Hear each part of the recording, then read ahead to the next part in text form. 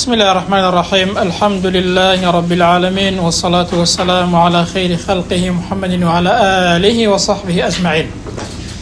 برانهم ملاكتر بخير بين لا درسي عقيدة طحاوي واتا شرح متن عقيدة طحاوي. دقينا درسي شوارم لا ديري سيزدهموا.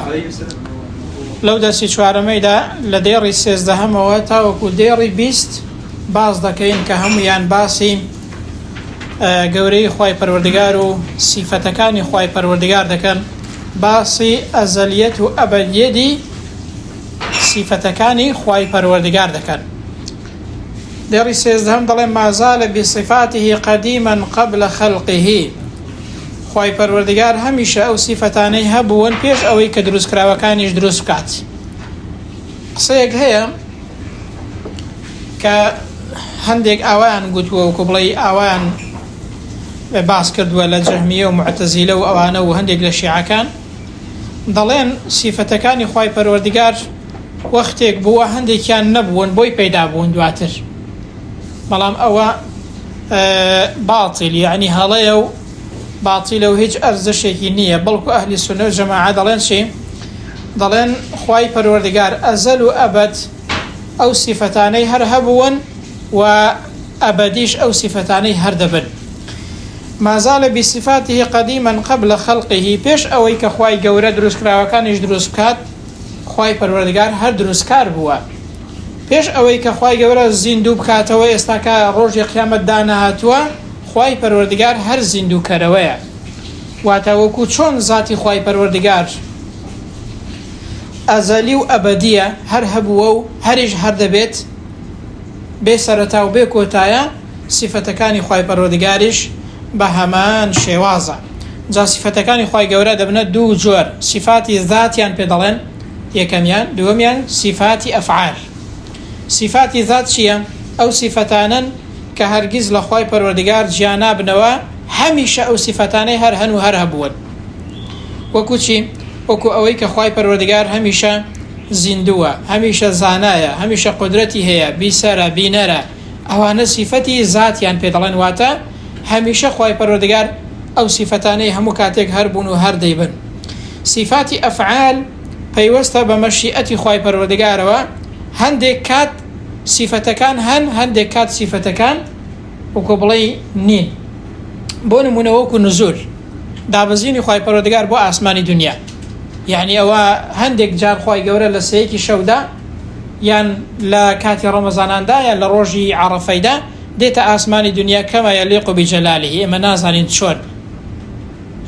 هەندێک جار دێت، بۆ نمونە لە سەیەکی شەودا دێت، لە ڕەمەزانێدا دێت، لە بۆ نمونە لە ڕۆژی عەرەفەیدا دێت.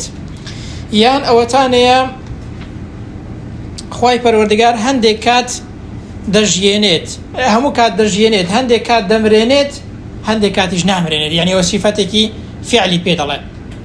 یعنی ئەوە نییە خوای پەروەردگار هەمیشە هەر بمرێنێەوە نییە، ئەوە سیفەتی فعلی پێ دەڵێن. و سیفەتی تووڕەبوون و ڕەزامەندی، هەندێک جار لە هەندێک کەس ڕازیە، لە هەندێک کەسیش تووڕە دەبێت، ئەوانە سیفەتی ئەفعالیان پێ دەڵێن، ئەوانی کە پێیان دەڵێن سیفاتی ذات. ئەو سیفەتانە خوای پەروەردگار هەر هەیبوون و هەریش هەر دەیبن. لم يزدد بكونهم شيئا لم يكن قبلهم من صفته.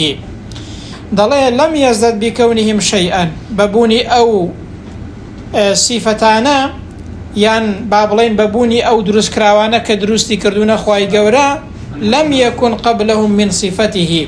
هيتش تيق لصفتكاني زياد نبوة كبيش دروس كراوكاني أو صفتاني هبون.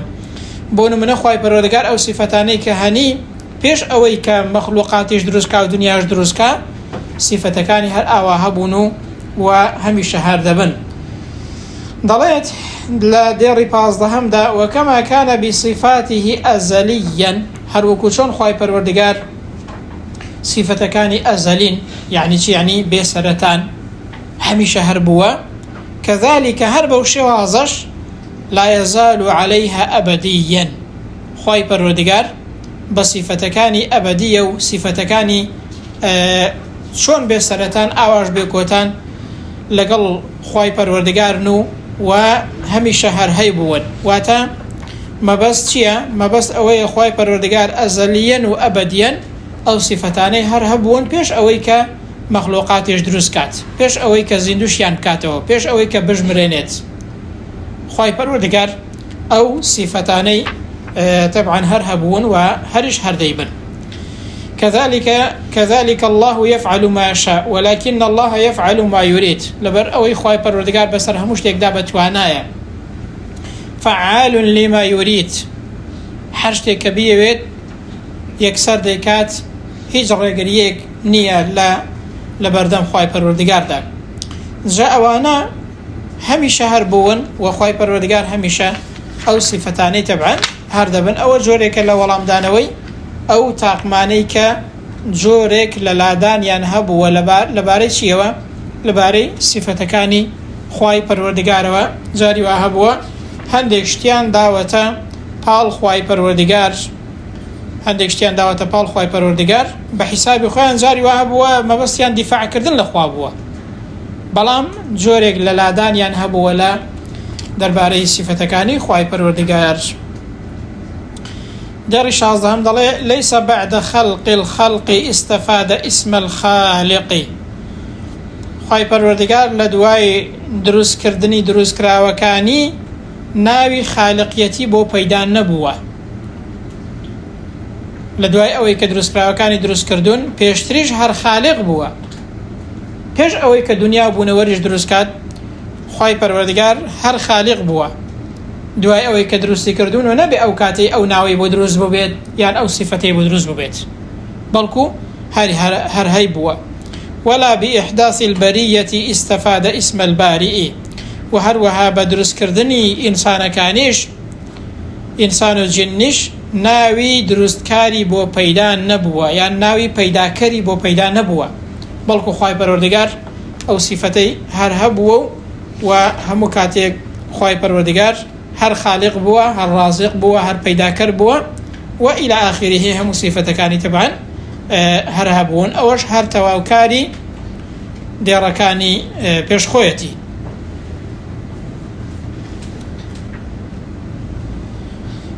بو نمونه انسان صفتي قصة كردني هي مادام او صفتي هي كقصة دكات او قصي بكات ونكات هر صفتكي هر هي يعني هر تواني قصي بكات جاري وهي قصة دكات جاري وهي قصة ناكات.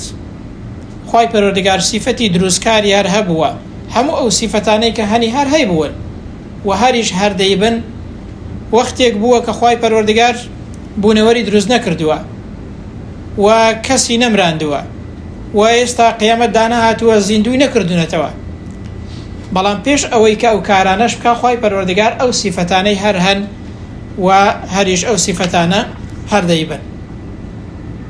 واتەوەکو چۆن خوای پەروەردگار ئەزەلی و ئەبەدیە سیفەتەکانی خوای پەروەردگاریش بە هەمان شێواز ئەزەلی و ئەبەدین. دێڕی حەفدەهەم دەڵێ له معنى الربوبية ولا مربوب. خوای پەروەردگار ناوی پەروەردگاریەتی هەبووە لكاتێکیشدا ولا مربوبة ببێ ئەوەی کە هیچ پەروەردەکراوێکی هەبن.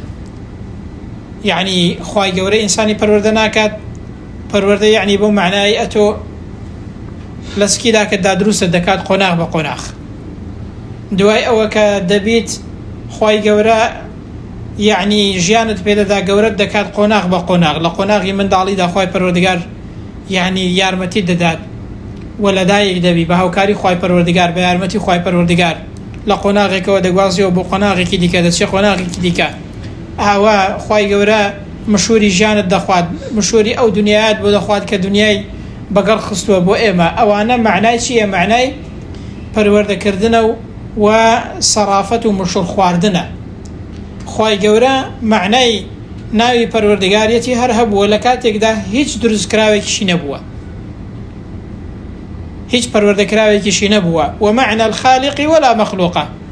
خوای گەورە ناوی خالقی هەر هەبووە کاتێکیش هەبووە کە هیچ مەخلوقێک واتە بە معنای بوونەوەر و ئینسان و ئەوانە نەیبووە. قسەیەک هەیە ئایا پێش دنیا و بوونەوەر هیچ شتێکی دیکە هەبووە یان هیچ شتێکی کە هەیە کە خوای پەروەردگار هیچ شتێکی کەی دروست کردووە پێش با بڵێن بوونەوەر یان پێش ئینسان سەبارەت بە ئینسان هەیە قسە هەیە کە دەڵێن دروستکراوی دیکە هەبوون یاخود مەخلوقاتی دیکە هەبوون ئایا ئینسان بوویان هەر شتێکی کە هەبووە بەگوێرەی پرسیاری فریشتەکان کە کردویانە لە خوای گەورە دروستکراوی دیکەی هەبوون بەڵام هەندێک دەڵێن پێش ئینسان هیچ جۆرە وەکو بڵێ ئینسانێکی دیکە مەخلوقاتی کە هەبوون پێش ئینسان بەڵام ئینسان یاخود بوونەوەرێکی وەکو ئینسان ئاوا بۆ شازەی نەبووە و هیچ بەڵگەیەکیشمان نییە کە بیسەلمێنیت پێش ئەوەی کە خوای گەورە ئادەم دروست کات ئینسانی دیکە و ئاوا شێوەی ئینسانی با بڵێن جیهانێکی دیکە هەبوو بێت یاخود درستی کردبنیان لە ناو چوبن و ئەوانە معنە مەبەسمەی بەڵگە نییە ئەگەر نامانیان نییە هەبوو بن بەڵام لەلای ئێمە بەڵگەیەکی شەرعیمان نییە پێیان شتی باز دەکەن یانی نازم هەندێک ئەسپوشت دۆزراوەتەوە گوایە دەلالە لەسەرەوەی دەکات پێش ئادەمیش ئینسان هەبووە یاخود جۆرێک لە مەخلوقاتی دیکە ئەوانە هەبووە بەڵام بەڵگەیەکمان وەکو شەرعی لەبەردەستدان نییە سەبارەت بە بوونەوەر و ئایا هیچ دروستکراوی دیکە هەبوون پێش بوونەوەر و دنیا یاخود خوای گەورە هەمیشە یعنی دروستکراوی هەر هەبوون هەندێک دەڵێن نەیبووە هەندێکیش دەڵێن وەختێک بووە کە هەموو کاتێک خوای گەورە هەر دروستکار بووە دروستکراوی هەر هەبوون بەڵام ئێمە چۆنیەتەکەی نازانین بەسەوە زۆر گرنگ نییە بۆ ئێمە ئەوەی کە گرنگە ئەوەیە لە دروستکرانی دنیاوە کە خوا خۆی دەزانێ کەی بووە دواتر ئادەم و با بڵێن ئادەمی دروست کردووە و حەواش لەوی کە بڵێن پاشوی دروست بووە ئەوەی کە گرنگە ئێمە بۆ ئێمە ئەو قۆناغەیە و ئەوەی کە گرنگە بۆ ئێمە ئەوەیە کە ئەرکی سەرشانمان بزانین و ئەوەی خوای گەورە ئاماژەی پێکردووە ئەوە بزانین ئەوەشی کە ڕوون نییە لە لامان حواڵەی خوای گەورەکەین و زۆری لێ نەکۆڵینەوە چونکە زۆر سوودیشی نییە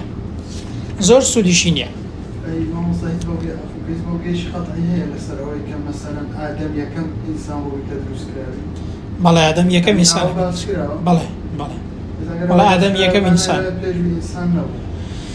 ئادەم یەکەم ئینسانە کە دروست بووە بەڵێ یەکەم ئینسان کە دروست بووە ئادەمە بەڵام دەڵێن پێش ئەوەی کە ئادەم دروست ببێت جیهانێکی دیکە لە ئینسان یاخود لە مەخلوقێکی دیکە هەبووە کە خوای گەورە بە جۆرێک لە جۆرەکان تاقی کردوونەتەوە بەپێی ئەوەی کە فریشتەکان دەپرسن کە خوای گەورە ئینسانێک دروست دەکات دەیکاتە بەوکو بڵێ جێنشینی خۆی لەسەر زەوی ینی ئەوانە دەکات دەڵێن چۆن ئینسانێکی وا دروست دەکەی هەندێک لە زانایان بۆتە ئیشکال دەڵێن ئەو پرسیارانەی فریشتەکان گوایە بەڵگەی لەسەرەوەی کە پێشتر جیهانێکی دیکەیان خەڵکێکی دیکەیان ئینسانیان با بڵێن هەر دروستکراوێکی دیکە هەبووە بەڵام هەندێکیش وایە وەڵام داوەتەوە دەڵێن نەخێر ئەوە دەلالت نییە لەسەرەوەی بەڵکو خوای گەورە کە بە فریشتەکانی فەرمووە من ئینسانێک دروست دەکەم دەگونجێت لەگەڵ ئەوەشدا مواسەفاتەکانی ئەو ئینسانی پێگوتبن بەڵام بۆ ئێمە لە قورئاندا باس نەکراوە بەڵام دەگونجێ پێگوتبن کە ئەو ئینسانە توانای چاکەی هەیە و توانای خراپەی هەیە و خوێن دەڕێژی و خراپە دەکا و چاکە دەکاوە ئیدی ئەوانیش لەوەوە ئەو پرسیاریان بۆ دروست ببێت عەلا کولین ئێمە ستایشت دەکەین و ئێمە دەتپەرستین و ئینسانێکی دروست دەکەین کەواتە ئەویش لەوانەیە وەک چۆن دەڵێی بە نەوعێکی کلێ حاڵێ بوو بن ئەگەر یعنی ئەوان خوای گەورە دەپەرستن یعنی ئەو نەفەرێک کە دروستی دەکات تاخۆ بۆچی دروست دەکات ئەوانەی پرسیارەکە دەگونجێ پێیان سەیر بوو بێ کە ئینسانێک هەبێ بێفەرمانی خوای بکات چونکە ئەوان لە ئێمە چاکتر خوای گەورە دەناسن و لە ئێمە نزیکترن لە خوای گەورە دەگونجێ ئەویان پێ سەیر بوو بێ کە چۆن ئینسان دەگونجێ یعنی بێفەرمانی ئەو خوای گەورە بکات دێڕی هەژدەهەم دەڵێ وەکەمە ئەنەهو موحیی المەوتە هەروەکو چۆن خوای پەروەردگار زیندووکەرەوەی مردووانە بعدما ئەحیا لە دوای ئەوەی کە دروستی کردوون یان لە دوای ئەوەی کە دەیان ژیانێتەوە استحق هذا الاسم قبل إحيائهم خوای پەروەردگار مستحقی ئەو ناوە بووە پێش ئەوەی کە زیندوشیان کاتەوە واتە پێش ئەوەی کە ئینسان زیندوو کاتەوە خوای پەروەردگار ناوی زیندووکەرەوەی هەر هەبووە واتە ئەو ناوە ئەو سیفەتەی خوای پەروەردگار پێش ئەوەی ئێمەش زیندوو بکاتەوە بوونەوەر زیندوو بکاتەوە قیامەت دابێت خوای گەورە هەر زیندووکەرەوەیە و نەبێ لە ڕۆژی قیامەتی ئەو ناوەیان ئەو صفتەی بۆ دروست بێت. كذلك استحق اسم الخالق قبل إنشائهم هر بو شوازش خوای پروردگار مستحقی اسم خالق واتا درست کارا پیش اویکا درستیان کات.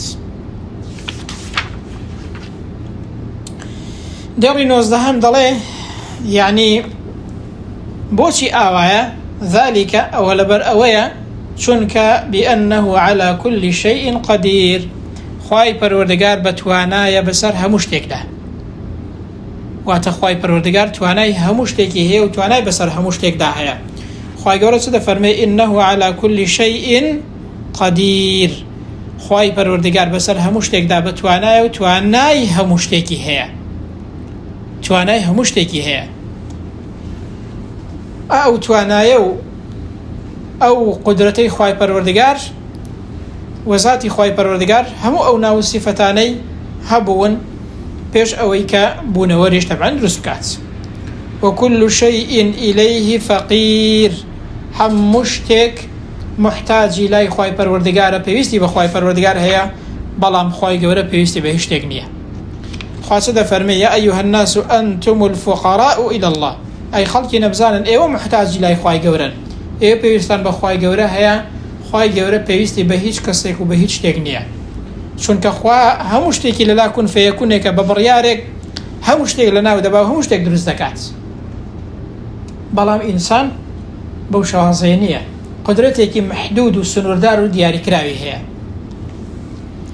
والله هو الغني الحميد خوای پەروەردگار هەم دەوڵەمەند و بێ احتیاجە و هەمیش سوپاس کراوە. إن يشأ يذهبكم ويأتي بخلق جديد ئەگەر خوا بێوێ ئێوە لە ناو دەبات دروستکراوێکی تازە دێنێ وما ذلك على الله بعزيز ئاوا بۆ خوای پەروەردگار هیچ شتێکی تێناچێت و ئەوە قڕز نییە گران نییە لەسەر خوای پەروەردگار و نەبێ ئەوە و هیچ شتێکی دیکەش لەبەر خوای گەورە عاسێ ببێت.